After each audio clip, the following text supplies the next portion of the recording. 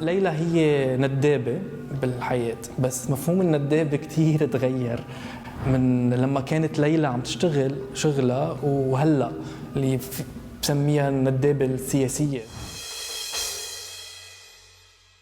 ليلى ما بقى عندها شغل بالحياة، وليلى شغلتها الأساسية إنه بتروح لما يموت حدا، وهيدي المفروض شغلة الندابة الأساسية، بتروح على بيت الميت الفقيد، بتعمل بحث عنه، يعني بتسأل عن علاقته بولاده، كم ولد عنده، شو كان يشتغل، أو بتكتب شعر أو بتنقي شعر من التراث أو الموروث وبتغنيهم بالعزا لتبكي العالم.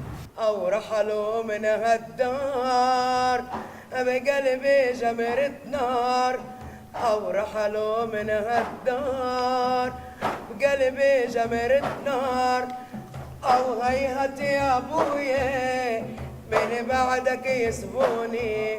هلا ليلى ما بقى الناس بحاجه لها برأيي لكثير اسباب، اول شيء كثافه الموت، لانه ما بقى في هذا الوقت اللي عم نعطيه لنبكي عن الناس اللي بنحبهم بهيدي الطريقه الشاعريه والجماليه وكل هول الاخبار.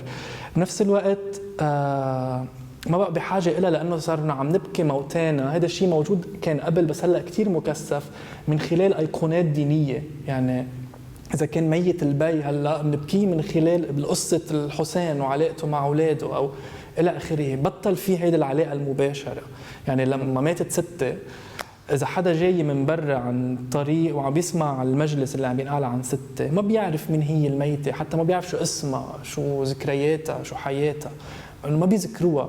في دايما ذكر للأيقونات الدينية.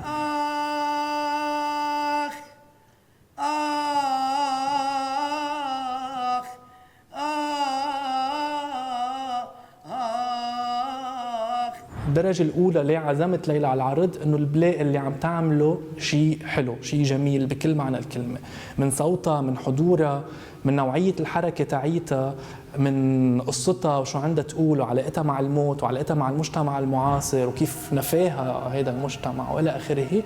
بنفس الوقت شيء تقني خاصه انه انا عبالي اشتغل مع جسم منه عنده تقنيات الرقص، منه اخذ قوالب جاهزه للرقص، عندها بجسمها نوعيه حركه ما بتشبه اي شيء ثاني. يعني لما تعمل بايدها هيك وعم بتغني في كونتكست طويل عريض عم بيقطع بس بهيدي الحركه.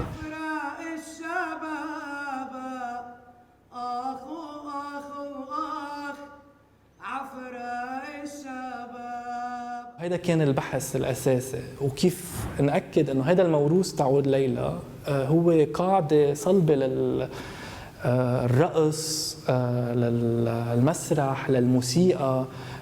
ليلى بس تغني ما بتلحق ولا شيء بتقنيات المغنى، يعني ما بتلحق نوتات، بتقعد وبتغني، ففي كل الحضور هو للمشاعر تاعولها وصوتها الجمهوري.